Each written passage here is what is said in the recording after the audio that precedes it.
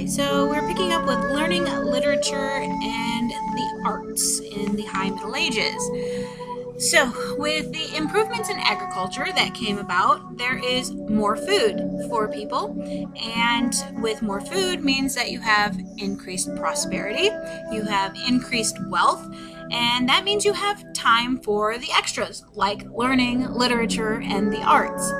And so, in the High Middle Ages, we see the development of medieval universities, and there was this need for education. The churches wanted better educated clergy.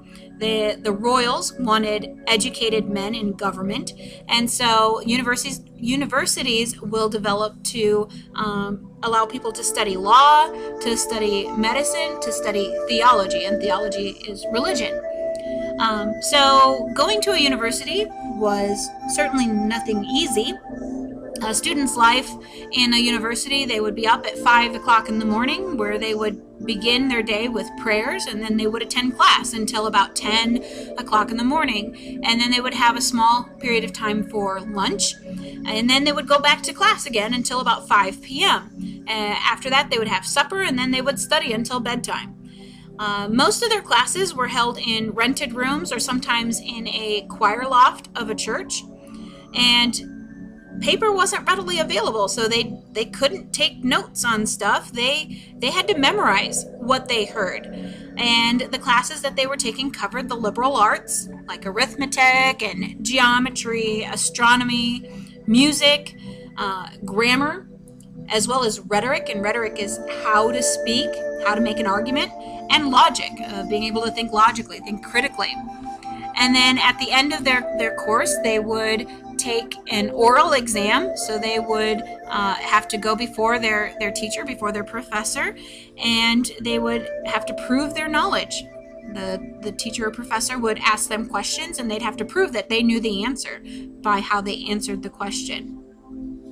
So this idea of education and studying and the need for education is going to come from Aristotle, who was an ancient Greek. And the challenge of Aristotle, a lot of the works from Greece were lost with the fall of Rome, when Rome kind of the empire of Rome disintegrates.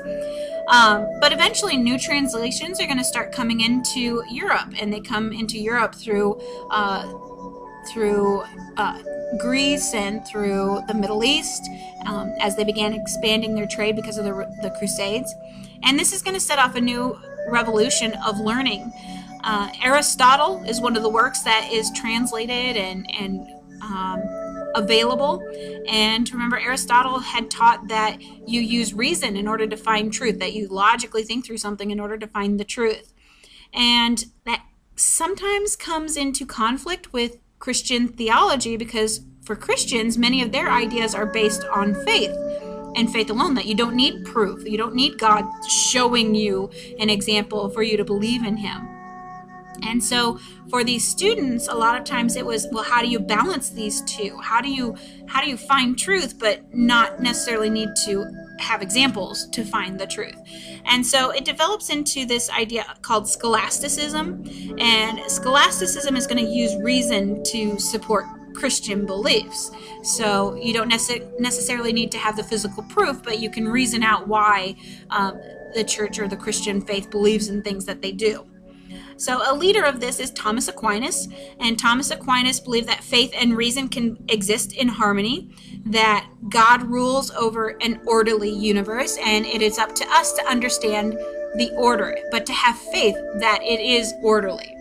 So that's that combination of using faith and reason together. During this time period of learning, we see advances in science and math. Hippocrates, remember Hippocrates, the Hippocratic Oath from the Greeks, his works become more and more well known, and so his works in medicine is going to help develop the medical procedures. Euclid, also another famous Greek, was famous for his work in geometry. While science makes very little real progress, there is a lot of progress in math in the Middle Ages. In math, the Europeans adopt the Hindu Arabic numerals of 0 through 9. Prior to this, they had been using the Roman numerals, which were kind of hard to use and not always easy to understand. And so the 0 through 9 concept was something that was a lot simpler. They could make it work. They can make it make sense. Education for women is also going to see some advances. Although it was available to very few women, it's going to become more and more accepted for those women who could afford it, who could do it. One of the educated women of this time who is going to make an impact in literature as well as being educated is Christine de Pizan, and she's an Italian woman. She was married at the age of 15, and her husband dies by the time she's 25, so they were only married for 10 years, but she has 3 kids that she now needs to support because her husband didn't really leave a whole lot for her to support herself. And so she's going to earn her way as a writer. And the book she writes is a book called The City of Ladies. And The City of Ladies is kind of a commentary on how women were treated. It questions why men had such negative views of women. And it said that reason would lead people to believe that women were just as capable as men. And so in her book, in The City of Ladies, basically she takes this fictional tour of a city where ladies past and present were living. So famous ladies, famous queens, famous women were all there. And she goes around asking them questions, why do you think you are so negatively viewed? And what did you contribute to history? And what do you think your impact was? And do you think education is important? All these kinds of things that she talks about with her characters in her book. And so she said, reason would lead you to believe that women were just as capable. Look at what they've accomplished. Look what they can do when given the chance. And unfortunately, educated women were still viewed as somewhat of an oddity. It was believed that women should stay at home doing natural tasks like raising children and managing the household and doing needlework and all kinds of stuff. But she goes out of her way to kind of challenge that conception that that's not all that women can do. They can do more than that. So like I said, she's one of the early women writers, kind of a women's lib kind of person. And then there's other medieval literature that is going to come out in the High Middle Ages it's going to be very impactful on people. We'll see new writings in the vernacular, and vernacular is the everyday language of ordinary people. Typically, most written works before this time were written in Latin or Greek, and they weren't translated. But now we're going to start seeing more things written in the vernacular, so written in English or written in Spanish or written in Italian or French, whatever the language was of everyday people, they could now access this work, these written works. So we're going to see things like heroic epics, writing down the oral traditions, troubadour songs, and those kinds of things. And one of those is the Song of Roland. And the Song of Roland is a song that had been around for hundreds of years. It actually praises one of Charlemagne's knights. So Charlemagne was the major king from the early Middle Ages. And it's going to praise one of his knights who dies on this military campaign. Charlemagne and his troops had been sort of forced to retreat.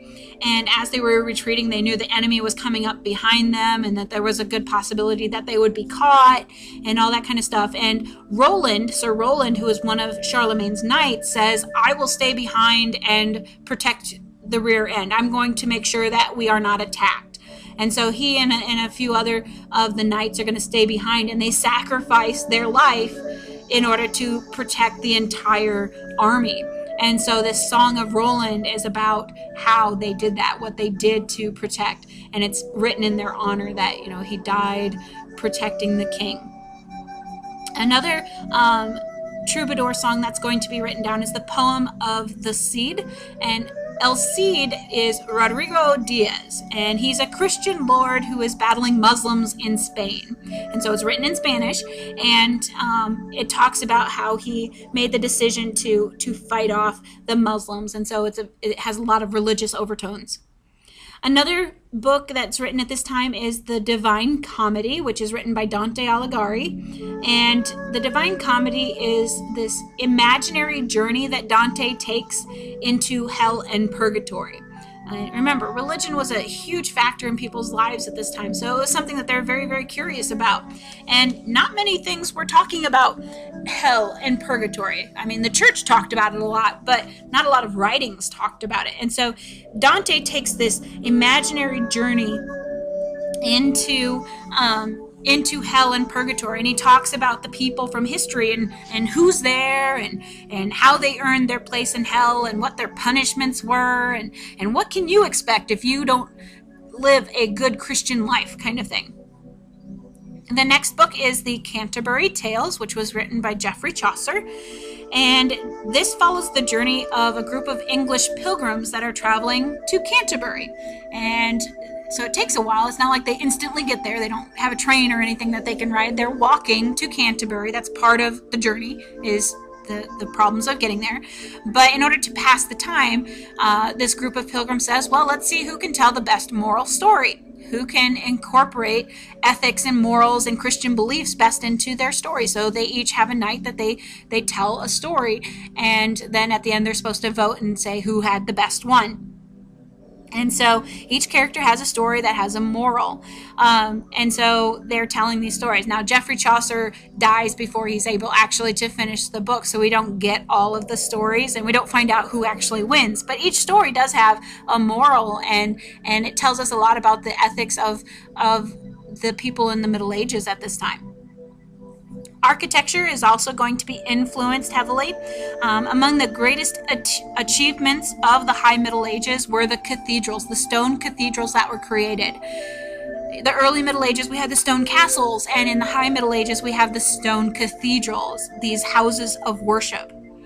About 1000 CE, churches are going to be built in the Roman style. And the Roman style is kind of boring, I guess. You had very thick walls, you had thick towers, the ceilings are very, very heavy, and so you can only have these tiny little windows, little slits of sunlight coming in, so it's very dark on the inside, it's not very pleasant. And they tend to be pretty small because they can't make them any bigger because it'd be too heavy. And so about 1140 we get the Gothic movement, and the Gothic movement is going to be led by builders in Paris, and they're going to develop what's called the Gothic style. And the Gothic style is based pretty much on buttresses and flying buttresses. And these flying buttresses are stone supports that are outside of the church. So they're outside of the church complex itself. And it looks like they're wings, they're flying buttresses. But what they do is they provide support to the walls. And so now the architects can build higher walls. They can have large windows with stained glass windows. And the concept of all this is that it's supposed to draw your eyes upward, because while you're in church, you're supposed to be thinking of heaven and contemplating heaven and what it takes to get there. And so all this is going to draw your eye upwards to heaven, that in reflection, that you are in the presence of God, kind of thing. We also see during this Gothic style movement carved sculptures, stained glass decorations, and all of these are going to tell the story of the Bible, mostly because a lot of people at this time were illiterate and they couldn't read. And so by having the stories of the Bible in the glasswork, in the stained glass, they could actually learn more about the faith. They could recognize the stories of the Bible that they would hear in church.